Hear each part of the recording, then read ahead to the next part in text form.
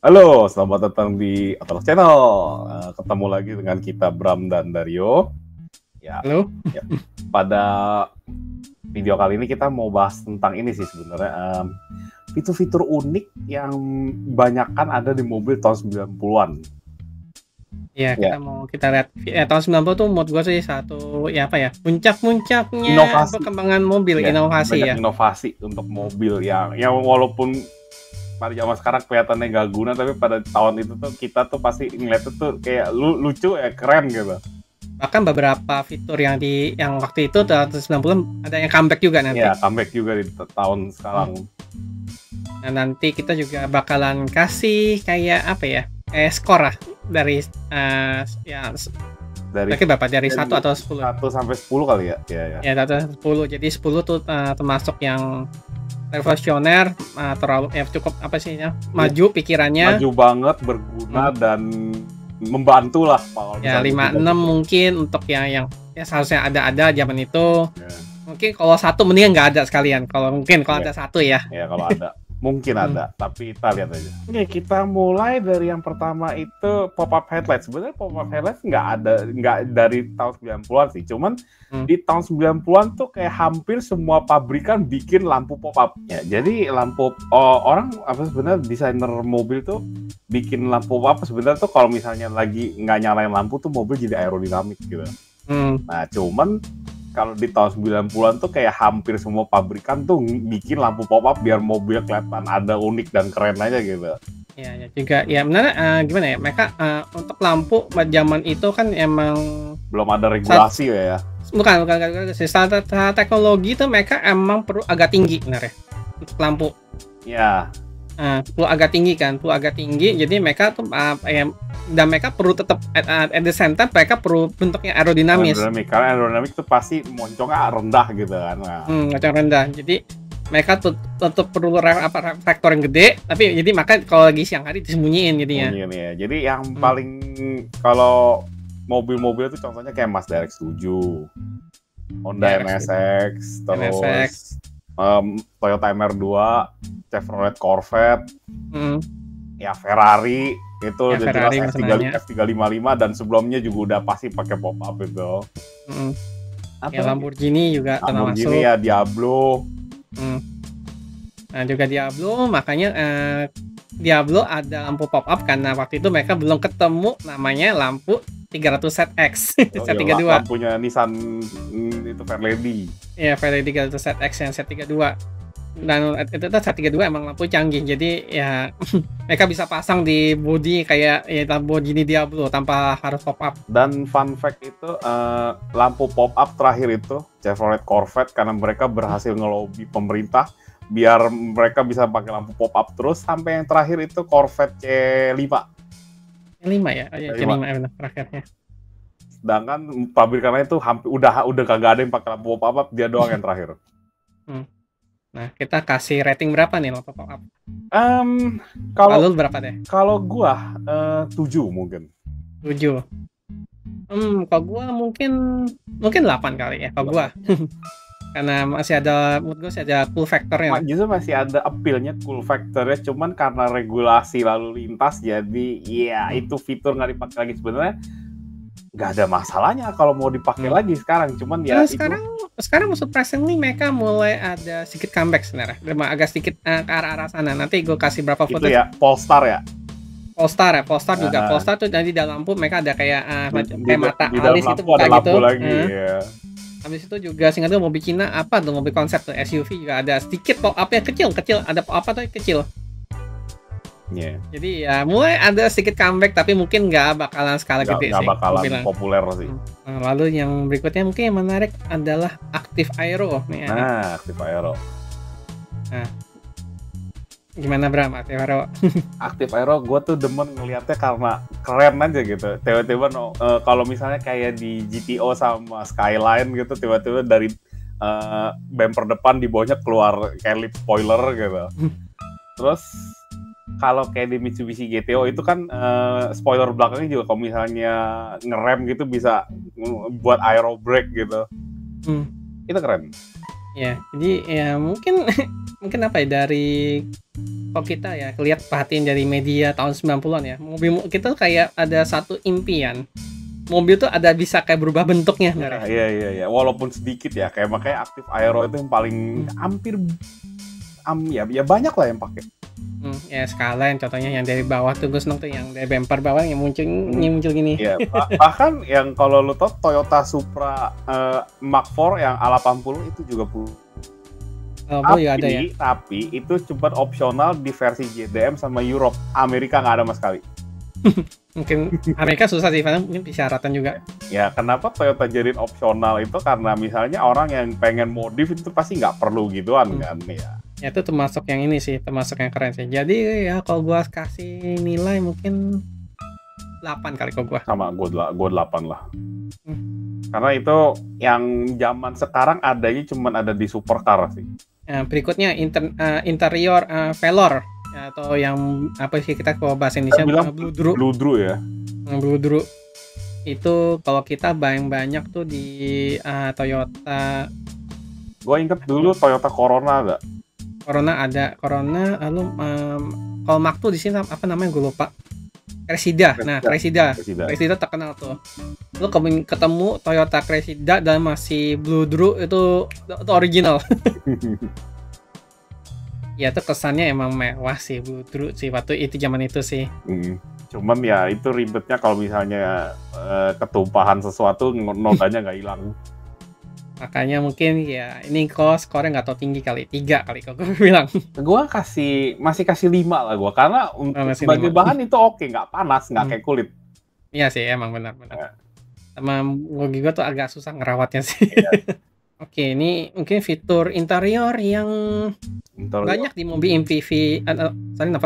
Iya. Fitur interior yang di zaman sekarang itu cukup langka sebenarnya. Cukup langka. Tapi di zaman itu di MPV itu satu fitur yang cukup banyak kalau di tahun banyak itu. Yaitu kursi tengah yang berputar ya. Yeah. Jadi itu zaman-zaman emang itu era apa ya gue bilangnya, era mulai MPV itu udah mulai jadi barang umum lah di pasar Asia sih. Ya, dan dulu MPV itu mereka itu ngedesain memang untuk mobil yang perjalanan jauh dengan keluarga gitu. Dan emang didesain mobil bisa jadi kayak ya buat camping juga lah. Ya bisa buat jadi tempat tinggal gitu lah, buat tidur lah at least. Ya itu contoh yang ada tuh ya Toyota Estima. Makanya gue kadang Estima gue bingung. Namanya Estima, ada Previa, ada Tarago. Nah, tergantung itu beda-beda pasar negara aja sebenarnya. Iya, pasar negara sih. Ya, terus juga ada di Nissan Serena sama gue ingat itu Mazda E2000 dulu ada. Ya E2000 ada juga. Ya kayaknya E2000 pada tahun segitu kayaknya MPV baru itu doang ya yang masuk CV. Dikit sih emang sih. Iya. Kalau Amerika bisa dibilang kagak ada fitur begituan. Amerika iya sih nggak ada sih. Cuma Jepang doang ya. Iya, makanya. Itu ya emang ya fitur apa ya, fitur uniknya MPV Jepang waktu itu yang JDM. Ya ini mungkin gue skor 7 kali kalau gue kayak ini. Gue merasa gue nggak tahu kalau dulu reportnya muter kursinya kayak gimana, gue kasih 6 aja. Karena dulu gue nggak punya sih dulu. Jadi gue nggak tahu. Gue cuma pernah naik yang E2000 pernah sih. 2000 ya. Sama Tarago gue pernah lihat juga. Ya Previa pernah lihat juga. Previa cukup gampang motornya. Nah berikutnya yang ini ya, yang kursi bisa dibikin rata gitu ya, direbahin sampai rata ya. Ya ini sebenarnya fitur yang cukup banyak ya. Zaman tahun 90 tuh banyak mobil Jepang yang iklanin itu bisa direbahin kursinya. Iya. Yeah. Jadi ranjang. Termasuk Pajero gue juga bisa sebenarnya. Bisa ya. Pajero itu juga kemarin gue lihat di satu limit up tuh juga ini Previa juga bisa gitu. Banyak yang bisa gitu. Di zaman sekarang masih ada nggak sih yang fitur kayak begitu? Zaman sekarang gue malah terkejut mereka nggak iklanin. Nggak iklanin bisa gitu. Alphard gitu, kita tahu nggak sih bisa apa enggak? Enggak rasanya. Sejak ini ya Captain Seat jadi kayak barang populer, jadi sekarang udah mulai agak jarang.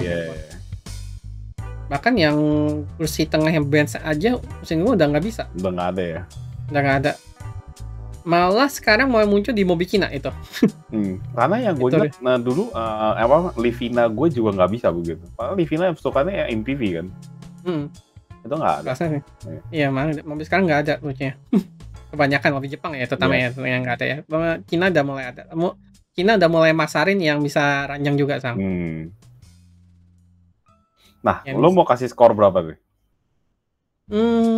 Gue mungkin 5. Karena gue mungkin gini. Gue merasa fitur itu tuh kalau sampai di zaman sekarang nggak ada yang pakai, mungkin nggak terlalu kepake gitu. Iya. Gantung emang tergantung masing-masing orang sih. Karena gue mungkin kadang-kadang perlu, mungkin gue kasih 7,5 kalau gue. Tapi kadang-kadang gue suka kalau emang perlu camping di mobil, itu tuh satu fitur yang membantu sih. Ya gue akuin sih, nggak semua orang perlu itu fitur sih. Iya, rata-rata kan orang kalau mau jalan jauh juga pasti mereka udah ada tempat nginep atau tidur di tempat tujuan kan, jadi nggak mungkin di mobil gitu tidurnya. Iya. Dan hotel dapetnya di mana-mana ada, tapi kalau emang perlu itu ya itu nice feature sih gue bilang sih. Berikutnya cooler box atau kulkas mini. Ini ya yang kalau zaman itu tuh sedikit gue emang adanya di mobil mewah doang sih. Emang mobil mahal doang. Karena gue inget dulu yang BMW individual tuh ada. Individual ya. Iya. Yang gue inget tahun 90 itu cuma ada di Range Cruiser VX80. VX80 ya. Itu yang gue agak kecewa, bukan gimana ya, maksudnya itu fitur nggak turun ke mobil yang lebih murah. Ya. Menurut gue tuh kulkas tuh karena gimana ya, di kita di negara tropis perlu sih karena minuman dingin tuh perlu sih. Tapi justru yang sih. dulu populer, yang banyak populer ada kulkas justru mobil Eropa lucunya. Mobil Eropa ya, gue malah di Indonesia gue jarang lihat. Mercedes, BMW gue inget ada. Karena dulu gue pernah nemu yang di balik kursi belakangnya tuh lu bisa kayak naruh botol gitu lewat gitu. Iya, benar-benar. Itu ada BMW. Mereka biasa taruh botol champagne biasanya. Ya, gitu. BMW Mercy itu begitu. Jadi rata-rata ruang bagasinya tuh berkurang karena ada itu unit pendinginnya gitu. Ya. Dan tapi ya gue senangnya jadi fiturnya yang banyak di mobil Cina sih. Nah, fitur ini justru balik lagi tapi lucunya dalam bentuk cup holder. Cup holder kayak benar juga. Cup holdernya yang bisa ngedinginin tuh ada yang gue ingat. Ya mobil Jepang pun tanda kutip ada, tapi dalam bentuk ya lu cuma di AC-in doang gitu ya. Iya. Glove box lu cuma di AC-in. Iya. Buat pengalaman kulkas, tapi ya mobil Cina ya ini sih sampai dibeku sih kan gak bisa. Bisa ya kalau mobil Cina ya. Jadi Ion V itu termasuk, makanya gue cukup heboh karena ada kulkasnya Ion V itu. Mobil ada kulkas di bawah 500 juta. Ya jadi ini mungkin kasih skor gue berapa ya? Cuma kalau gue buat ngasih skor ya, untuk mobil tahun 90-an mungkin gue bakal kasih 6,5. Karena satu, kalau misalnya aki lu tekor itu mau benda kagak guna. Emang sih itu nyala pas lu jalan doang sih. Iya, itu dia. Kalau misalnya aki lu udah jelek itu benda pasti rusak ujung-ujungnya. Gue mungkin kasih 8 kali ya, karena menurut gue tuh kadang-kadang lu perlu juga sih. Jadi itu satu fitur yang menurut gue bagus untuk mobil sekarang ya, itu satu fitur yang ya kalau untuk bagus mobil kalau sekarang ada gitu. Karena sistemnya beda, gue nggak bisa ngasih skor yang sama kalau untuk yang zaman sekarang. Iya. Cuma kalau untuk tahun 90-an gue akan ngasih skor segitu. Berikutnya TV CRT. Nah, kalau kalian nggak tahu TV CRT itu bahasa gampangnya itu TV tabung. TV yang bekonde, yang gede, panjang, ya gitulah. Dulu lu punya TV di mobil tuh berarti mobil lu mewah banget. Karena TV tabung tuh berat ya. Jadi Dan dulu mobil tahun segitu tuh beratnya kayak gimana tuh kalau yang mobil mewah. Ya TV tabung kecil sih yang cuma berapa inch tuh biasanya cuma. Itu tetap berat loh. Berat ya makanya dan nggak tahu mereka, dan ukurannya tetap panjang, jadi tetap tebal. Iya. Jadi karena saking tebelnya lebih tebal dibandingin panjangnya. Itu zaman ya mungkin kalau tapi terus terang pada tahun segitu gue nggak pernah naik mobil yang ada gituannya, mungkin gue kurang kaya waktu itu. Ya gue cuma tahu doang. Yang gue tahu tuh Toyota Century tuh ada TV CRT. Ya Century itu udah termasuk di atasnya Crown sih, jadi gimana ya? Century paling Rolls Royce pun nggak ada sih. Paling ada di Mercedes Pullman waktu itu. Mercedes yang panjang tuh ada TV. Gue nggak pernah. Tapi itu nggak semuanya. Jadi gue nggak tahu. Ya, tapi itu pun nggak semuanya. Dan yang nggak kalah, ya mungkin kalau ini gue kasih skor mungkin ya 6 kali ya. Satu fitur yang keren tapi gini. Sebelum ngasih skor, gue mau bayangin dulu. Gue punya duit, gue punya gituan, bakal gue tonton nggak ya? Kayaknya gue kasih 6,5 aja deh. Kalau zaman itu ya mungkin ya, gue ngebayangin kalau gue orang kaya dan gue perlu kayak masukkan berita terus-terusan, mungkin TV satu hal yang berguna karena zaman itu nggak ada internet kan. Gua tipe orang yang kalau naik mobil nonton TV apalagi CRT pasti mabok. Iya. Gua lebih mending ngebaca. Untuk kamu kasih berapa tadi? Kasih 6,5 Gua ya? kasih 6,5 aja. Ya kalau gue sih kasih 6 sih. Ya karena ya keren tapi nggak penting-penting, cuma bapak orang doang ya yang perlu sih. Oke, yang berikutnya layar CRT touchscreen. Nah ini gue pernah lihatnya waktu itu gue nonton video kayak di Buick apa ya? Reata bukan Riviera tuh nggak ada, ingat gue. Ada. Buick Reata kalau salah. Itu jadi kayak zaman sekarang kan infotainment segala macam udah biasa pakai TV kan. Tapi pada tahun segitu tuh hal langka dan kayak ngontrol AC, radio dan segala macam di layar itu lucu sih. Ya zaman dulu emang jadi kayak satu novelty sih. Emang zaman dulu tuh mereka mencoba apa ya? Dan mungkin emang masa transisi ke zaman digital kan. Yeah. Jadi mereka berusaha mendigitalkan semuanya. Iya. Walaupun itu terbukti bukan suatu hal yang bagus jadinya. Iya. Tapi gue seneng estetiknya sih, emang zaman itu sih, zaman era digital awal-awal lah. Era digital awal itu dapat otentiknya sih, gue berasa kalau itu jadi kayak itu kan karena layarnya buat infotainment segala macam gitu, warna layarnya tuh sama warna cluster speedometer tuh sama gitu jadi. Sama jadi hijau-hijau gitu. Ya kayak gue bilang kayak The Matrix lah gue bilangnya. Dan mereka cara kerjanya lucu sih nggak gue. Mereka sangat juga cara kerjanya. Kalau sekarang kan pakai kapasitif, pakai listrik statistik jari lo kan. Kalau dia tuh sistemnya pakai laser, seingat gue. Jadi kayak layar gini, laser di bawah kacanya ya? Ya di bawah sama samping. Jadi X sama Y gitu loh. Iya. Jadi kalau lu sentuh mana kan laser ada yang keputus kan berapa kan. Nah nanti dia tahu jari lu di koordinat ini gitu loh. Makanya saat teori gitu, jadi makanya dia bisa tahu jari kita di mana ya pakai dari laser itu. Makanya yang putus jadi itu. Responnya tuh nggak immediate kayak layar zaman sekarang gitu. Ya. Ada delay sedikit. Nah kemungkinan rusaknya lebih gede lagi. Ya ini mungkin gue kasih. Karena ini fitur yang langka nggak banyak, kayak cuma ada di 1 atau 2 mobil, gue mungkin kasih 5 aja deh. Kasih 5 ya. Kasih 5. Gua sih mungkin agak tinggi kali ini mungkin 8 karena soal pemikirannya sih. Menurut gue kemungkinan maju. Ya memang sih untuk pemikirannya gue perlu atau jempol, tapi untuk fungsional pada saat itu sebenarnya belum terlalu perlu. Ya. Gue mereka maju tapi akhirnya gue kesel sendiri karena mobil zaman sekarang pakai layar touchscreen semua. Iya. Berikutnya speedometer digital. Iya, panel instrumen lah ya. Panel instrumen dan digital yang kita maksud di sini ada ya model-model LCD yang layar kalkulator gitu. Jadi kayak gini, RPM itu semua pakai grafik digital, speedometernya angka digital, semuanya tuh digital, nggak ada yang pakai jarum. Gitu. Dan digital sini benar-benar di layar LCD sih, LCD yang kalkulator, jadi bukan layar monitor gitu, bukan. Kalau kita sebut juga itu layar digital juga soalnya. Kalau zaman sekarang kan orang udah pakai layar LCD kan, tapi ini beda. Kalau dulu itu hitungannya kayak apa ya?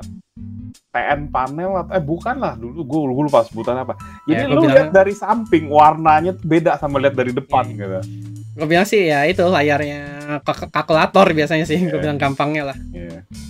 Ya itu menurut gue menambahin estetik sendiri sih di tahun 90-an apalagi sih. Itu ada warna-warnanya gitu kan. Dan tiap mobil tuh punya ciri khas masing-masing, beda-beda gitu desainnya. Yang gue ingat tuh yang keren tuh yang di Indonesia banyak tuh Mazda Astina. Mazda Astina, gue ingat Toyota Corona ada. Dan yang terakhir yang gue inget pakai itu Honda S2000. Ah ya benar, Honda S2000. Tapi Honda S2000 itu lebih cenderung ke satu warna doang sih.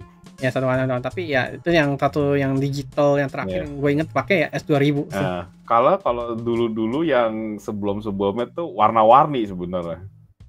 Ya kan itu tinggal apa sih backlightnya tuh ganti warna apa sih? Ya kalau S2000 itu beneran kayak sebenarnya ini dia kayak speedometer balap sebenarnya kalau S2000. Kayak kalau misalnya lu pakai Motec atau apa tuh yang buat balap bisa ada tulisan segala macam, ya itu S2000 lebih mirip ke itu. Yang gue ingat tuh salah satunya ya Mazda Astina tadi gue sebut udah ya Veledi set yang set 31 juga. Ya ini mungkin gue kasih skor berapa ya? Gue mungkin mau kasih skor 7 ya. Karena dulu tuh unik gitu. Kalau zaman semua rata-rata pakai layar tapi ya bentuknya gitu-gitu aja. Mungkin kalau gue, sebenarnya gue sempet pengen kasih 9. Tapi karena durability-nya kadang-kadang dipertanyakan, jadi ya mungkin gue kasih 8 kali. Soalnya Mazda Astina tuh banyak yang kayak digital tuh banyak orang yang ganti ke yang akhirnya pakai jarum. Iya. Karena ya biasa lah barang jarang karena barang-barang elektronik tahun segitu ya tahu sendiri cukup rapuh. Nah berikutnya juga ini menurut gue staple-nya mobil tahun 90-an sih. Ya tuh telepon mobil. Gua justru sering nemuin di mobil Eropa kalau ini. Yang mobil Eropa, banyak kan mobil Eropa, bahkan Jeep Mercy gua aja sama bokap gua dikasih ya telepon itu. Telepon mobil.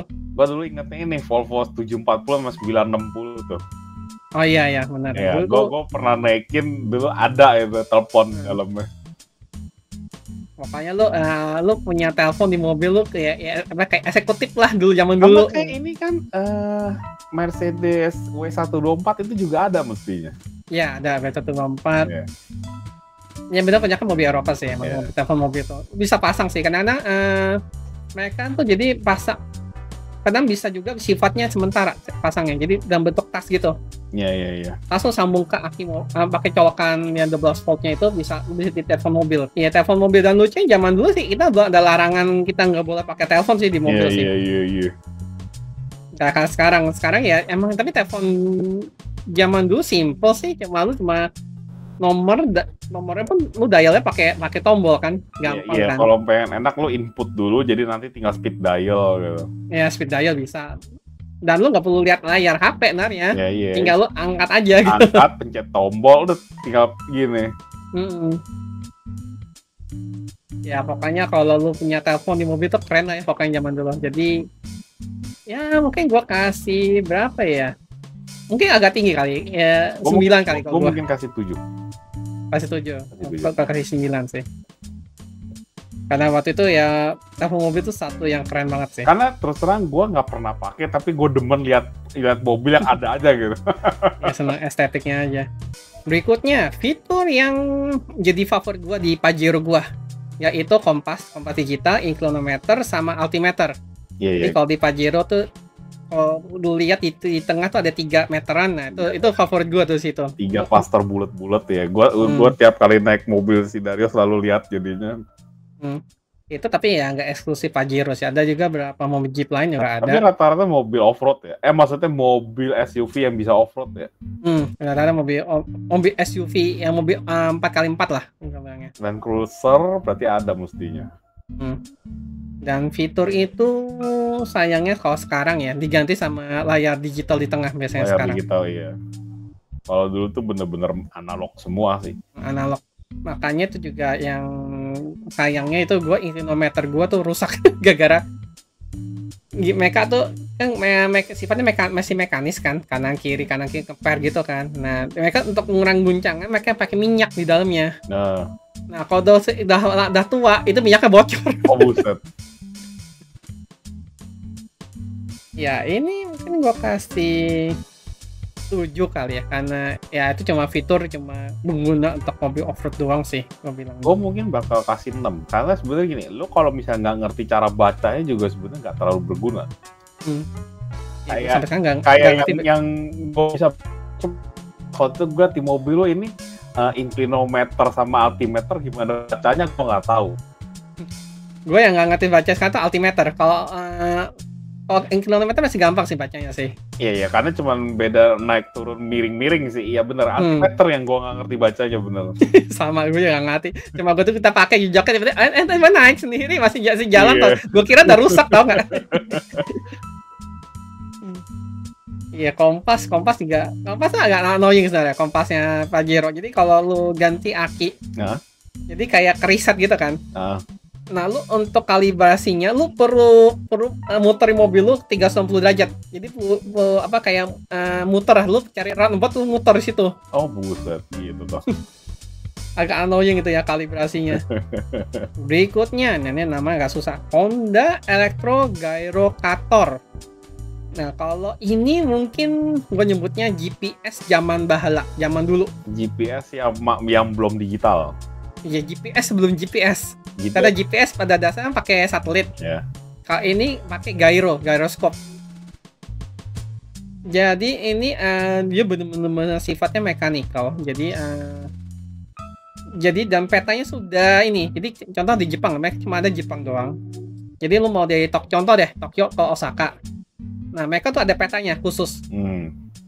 Lalu taruh petanya, nanti pas di titik mulainya lu start juga mesinnya.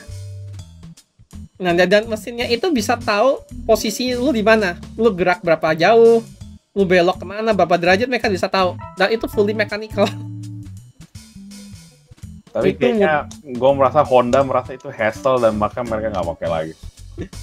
Itu bener-bener eksperimental sih gue bilang sih, itu bener-bener ya. Itu juga adanya di Accord dan kawan-kawan doang. Ya itu bener-bener buat mobil ya, gue bilang mobil mewahnya Honda waktu itu sih. Ya mungkin gue kasih 6, menurut gue kerendahan sih, karena menurut gue itu satu hal yang untuk sebagai inovasi, gue bilang ini 8 ada. 8 ya. Sebagai inovasi. Ya. Cuman untuk fungsi dan akuratnya gue nggak tahu gimana ya. Tapi dari segi pemikiran ya gue kasih 7 kali ya. Gue naikin lah ke 7 sih, karena itu satu barang ya, secara ide kita pakai sekarang. Tapi ya aplikasinya emang masih ini. Ada di 90-an awal yang zaman-zaman orang masih pakai peta manual yang beli di toko buku. Dia udah ada ginian gitu. Gue sempat ngalami tuh pakai peta gituan tuh. Nah, kali lu beli mobil pasti dikasih peta Jakarta yang buku tebel gitu. Iya, itu dia makanya. Jadi gue merasa ini sebagai inovasi breakthrough banget. Tapi pada fungsinya gue nggak tahu seakurat apa kan.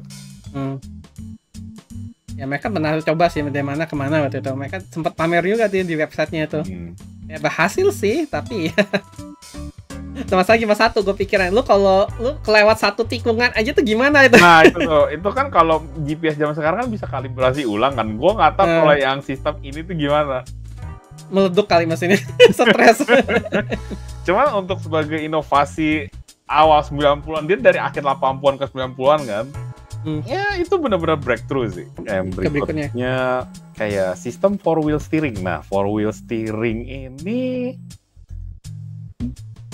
paling terkenal itu sebenarnya di Nissan, karena Nissan itu punya Highcast. Highcast ya.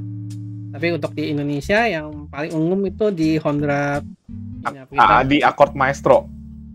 Orang paling tahu itu punya 4-wheel steering.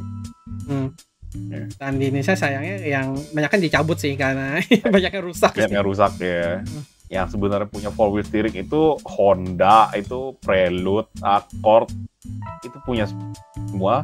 Nissan semua rata-rata yang punya Highcast, jadi Skyline, Fairlady, 180SX, Silvia, itu punya juga. Dan itu termasuk ya inovasi yang menurut gue sih menarik sih, apa 4-wheel steering sih. 4-wheel steering. Karena sekarang dipakai sama sekali lagi mobil Cina, mulai banyak yang comeback dengan 4-wheel steering. Tapi jangan salah, Porsche itu sekarang banyak juga yang pakai 4-wheel steering. gue lupa Porsche apa aja sih yang 91 911 ada banyak 911 Carrera. Oh, yang 99 dari 992 itu udah four wheel steering. Kalau gue ingat juga 918 ya. Ya, 918 juga. Lamborghini Murcielago juga. Murcielago Aventador itu four wheel steering. Oh, itu four wheel steering. Oke, gue baru tahu. Jadi four wheel steering ya selain buat manuver kecepatan tinggi juga kadang buat ini sih. Buat handling.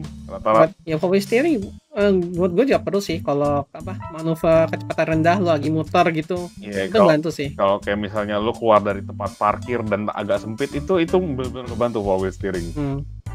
Tapi kalau untuk kayak supercar macam Porsche atau Lamborghini itu mereka four wheel steeringnya lebih untuk ke handling sebenarnya. Ya, untuk high speed ya. Iya. Dan sekarang tuh yang mulai ada four wheel steeringnya di Indonesia tuh Xpeng X9 ya. Xpeng X9 tuh ada four wheel steeringnya. Nah, kalau kayak mobil elektrik yang tanker itu termasuk four wheel steering nggak ya? Enggak. Tapi ya? Kayak singkat gua yang Densa Z9 yang sedan. Itu ada istilah combustion yang bertumpu di satu roda. Itu possible karena dia four wheel steering. Jadi dia kan muter di satu titik ban depan kan. Jadi kanan kiri itu tergantung roda belakangnya arah kemana. Jadi itu bisa karena ada four wheel steering di belakangnya. Sama yang gua tahu four wheel steering itu crab walk tuh, itu pasti pakai four wheel steering gitu. Crab walk tuh di Hummer yang EV. Hummer EV sama ini Hyundai Ioniq yang di Korea, yang lu bisa jalan nyamping. Oh, oke. Oh ya itu iya ada. Tetapi masih konsep ya sih. Itu konsep ya. Gua kira udah produksi. Yang bisa nyamping kan bisa geser gini. Ya, itu ya kalau gua kasih skor berapa ya itu? Mungkin tinggi tapi nggak perfect sih. Gua mungkin kasih 8 ya. Karena itu sistem in teori bagus, cuma hingga daya tahannya nggak tahu. Gua masih pertanyaan juga sih. Mungkin kalau four wheel steering kayak di Porsche atau Lamborghini kan gue lihat kayak mereka cuma belok itu sekitar 2-3 derajat, itu nggak banyak. Menurut gue mungkin itu lebih tahan, tapi kalau untuk kayak mobil Cina yang untuk manuver di jalan sempit itu mungkin agak ini ya, agak stress level mungkin lebih gede daripada yang gitu. Kita belum tahu sih, tapi ya itu ngebantu kenyamanan juga. Soalnya jadi dengan four wheel steering lu bisa wheelbase lu bisa panjang. Bisa jauh dan wheelbase panjang ya lu beloknya makin susah kan. Sama ada problem lagi Nissan punya Hiace itu sebenarnya nggak terlalu reliable. Jadi itu sama problemnya. Makanya gue masih gak kasih bisa tinggi karena ya itu tanda tanya reliability-nya. Nah, ini berikutnya kayak sistem yang gue taunya cuma Toyota yang punya sih. Ini AC di dashboard yang bisa swing auto. Itu gue lihat juga videonya sih, itu keren sih. Jadi kalau untuk yang pengen tahu itu sebenarnya sistemnya kayak AC mobil kan biasanya mau diarahin ke kiri atau ke kanan itu kita manual adjust sendiri kan. Nah ini dengan tombol itu mereka bisa swing ke kiri ke kanan otomatis kayak AC ruangan aja gitu. Yang biasanya kan AC cuma lu arahin ke satu arah doang gitu loh. Nggak bisa otomatis nge-swing kanan kiri nggak ada gitu, dan ini bisa ya. Yang gue ingat ada ini Toyota Chaser sama Crown Majesta. Jadi mobil mewahnya Toyota. Mobil mewahnya Toyota ya. Mestinya Celsior ada. Iya, itu masih saudara satu keluarga itu. Ya ini kalau gue kasih fitur mungkin kalau misalnya mobil zaman sekarang semua pada punya mungkin gue kasih 10 sih. Cuman karena itu cuma ada di Toyota dan Toyota e-Town itu doang, gue kasih 8 aja. Gue agak rendah sih, mungkin 6 kali kalau gue. Karena ya gimana ya. Mungkin gue koreksi lagi, mungkin 7 kali. Karena ya misalnya gimana ya. Gue nggak bisa tinggi-tinggi banget karena gue agak raguin reliabilitasnya. Ya pakai menurut gue sih ya secara fungsi nggak tahu ya, gue sih nggak apa-apa sih AC satu arah Lama-lama gue nggak peduli sih kalau gue. Ya itu sebenarnya cuman gue bilang gimmick doang, tapi itu gimmick yang menarik. Mungkin kalau misalnya lu pengen pendinginan lebih merata gitu ya kan, nggak cuma di satu arah doang, bisa pakai. Ya sih emang. Oke, sekian dulu video kita kali ini. Ya banyak lagi sih yang kita bisa bicarain lagi sebenarnya sih kalau soal inovasi di tahun 90-an. Ya mungkin kalau misalnya ada yang punya ide yang belum kita omongin, boleh taruh di komen apa aja. Bahkan kita belum nyentuh yang di tahun 80-an, bahkan tahun 2000-an, atau bahkan yang sebelumnya lagi tahun 70-an. Masih banyak sih. Tapi ini kita spesifik di tahun 90-an ya itu. Kita pick tahun 90-an karena itu menurut gue sih golden eranya mobil di generasi kita sih sih. Ya, terima kasih sekali lagi, terima kasih telah menonton. Jangan lupa like dan subscribe Autolog Channel. Dan jika ada komentar, tinggalkan di bawah. Jika ada menambahin juga boleh di komentar bawah juga. Dan sampai jumpa di video berikutnya. Bye. Sering merasa lemas setelah kerja seharian? Energi habis sebelum hari selesai? Kenalan dulu dengan Goliath. Suplemen alami dengan ekstrak rujak polo dan bahan dari pasak bumi. Bantu pulihkan tenaga dan jaga stamina dari pagi sampai malam. Goliath juga bantu redakan stres dan tingkatkan massa otot saat olahraga. Yuk, coba sekarang. Dapatkan Goliath di official store Esa Mulia di Shopee atau scan QR Code di layar Anda sekarang.